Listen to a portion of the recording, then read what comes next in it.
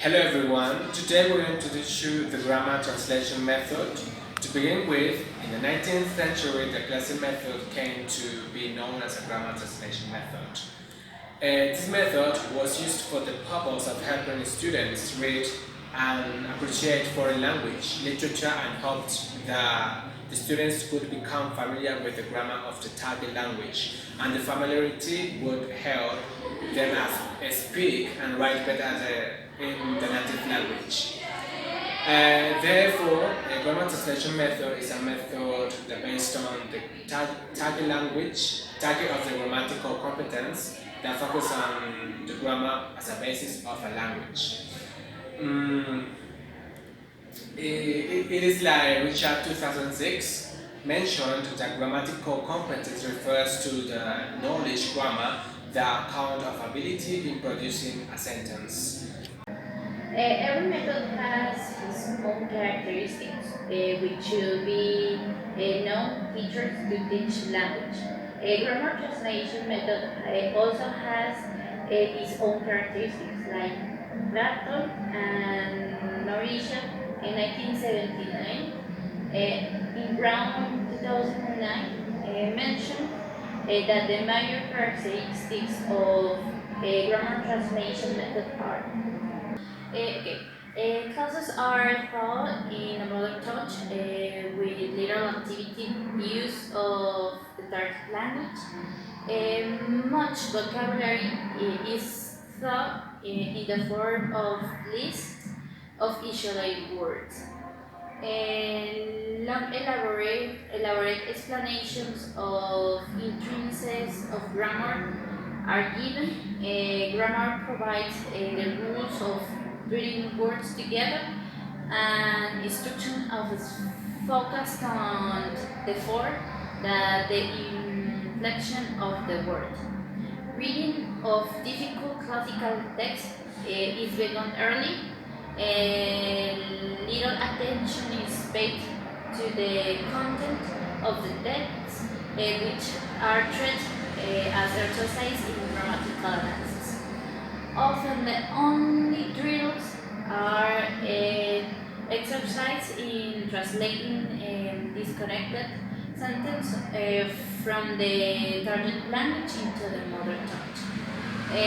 Also, a little of no attention of pronunciation or the characteristics of grammar translation. There are some techniques, those are used in implementing grammar translation method.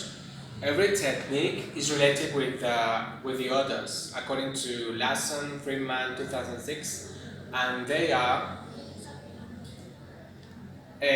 firstly, translation of literary passage. The students translate a reading passage from the target language into the native language. The translation may be written or spoken both.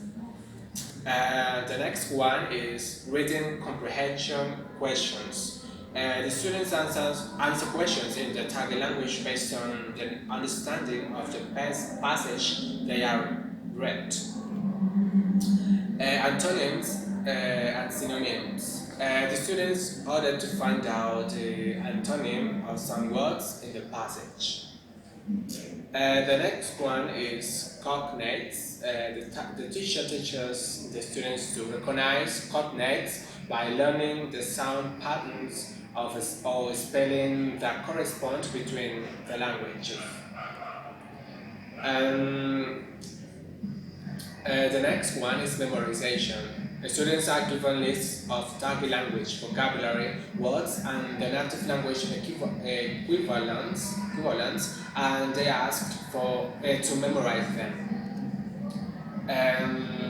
The next one is use words in sentences. In order to show the students understand the meaning and use of a new vocabulary item, they make up sentences in which they use the new words.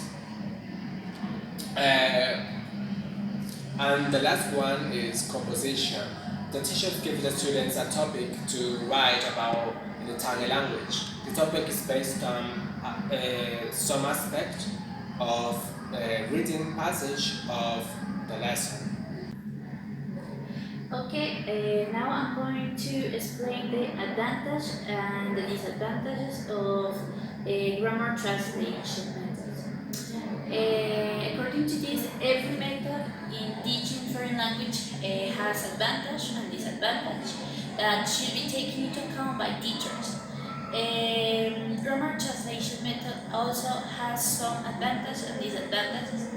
Gorski mentioned that the advantage of grammar translation method are to reduce the teacher's stress. The students translate the text from the target language into the native language, so the teacher's involvement is rarely necessary. And teachers who is not fluent in target language, especially English, is able to teach by using this method. It focuses on grammar, sentence structure, and word meaning. It can help the students to learn how to read and write in the target language. In the other side, Gorski mentioned that the disadvantage of this method are less learning of students' motivation and participation, because grammar translation method is not interactive. Is not an interactive method. Students will not be motivated, and also there is less students participation and teachers-learners relationship, because they just learn from a textbook. Unnatural and inaccurate pronunciation. The students only learn about the grammar and word meaning from the textbook. It makes them to not know how to pronounce the word naturally and accurately. Well, the next part of this presentation is implementation grammar translation method. It's divided into four phases. First, the teacher gives the students a reading text. Second, the students order to read the text quietly. Third, the teacher helps the students to identify a grammar rule in the text and translate the text word by word. And fourth, the students memorize the grammar rule and the translation. For example, an activity of teaching learning using grammar translation method. So the teacher gives the students a text, whichever. The students read silently the text, then identify the grammar rule. For example, simple past, simple present, or simple future, and so on. After that, a student translates word by word by the teacher's help. And finally, students are ordered to memorize the grammar rule and the translation of the text. Okay, to finish with this little explanation about grammar translation method, we are going to give a little conclusion about this topic. Okay, grammar translation method is one of classical method that is used in teaching foreign language. This method focuses on the grammar rule and words meaning, and do not give attention to the pronunciation of the word. There are some characteristics, techniques, advantages and disadvantage of grammar translation method.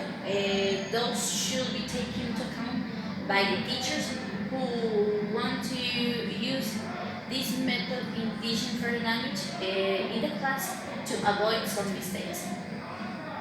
Okay, well, thank you so much for your attention.